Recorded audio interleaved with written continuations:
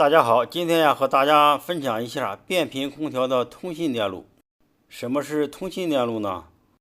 当空调开启的时候，内机和外机进行不停的数据交换和信息传输。所以说它们内机和外机之间必须有一个畅通的通讯的途径。通讯的方式呢有3种，一种是单工，还有一种是双工，最后一种是半双工。半双工呢是通讯电路一种最聪明的做法，它所用的线路少，但是双方的电路也能做到发射和接收信号。变频空调的电路就是采用的半双工的方式，它的电路特别简洁，一根公共线，一根通讯线。但是采用半双工电路对这个电路是有一个要求的，就是说在内机发射信号的时候，外机呢只能接收信号，并且外机的发射端一定要保持导通的状态，这样呢外机就可以顺利的接收到内机的信号。而外机向内机发射信号的时候，内机的发射端保持导通的状态，这时呢内机就可以接收到外机发射来的信号。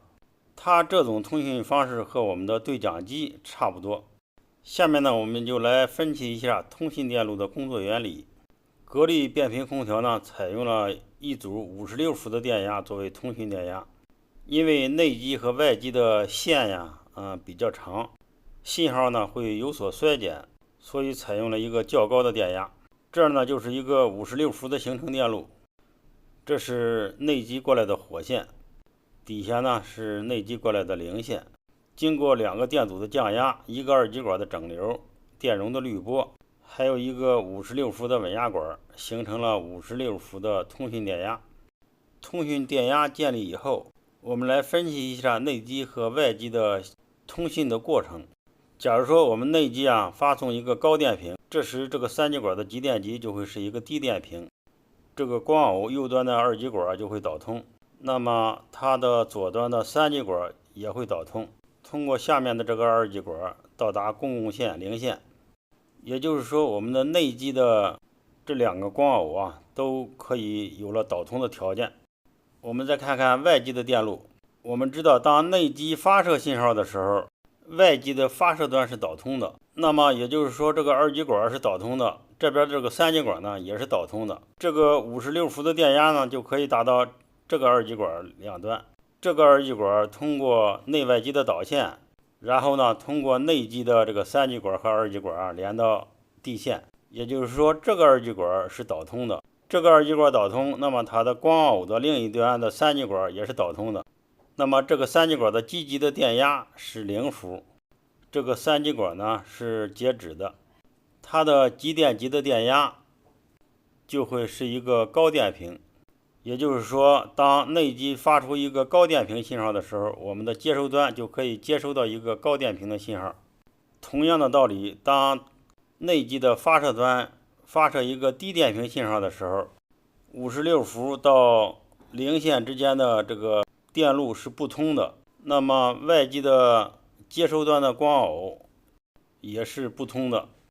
接收端3极管基极的电压就是一个高电平，那么这个3极管就是导通的。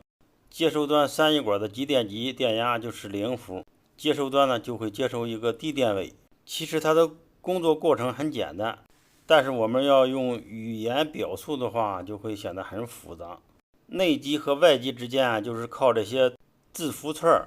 来传递相应的信息的，每一个字符串代表着一种功能和一种含义，通过内机和外机的电脑块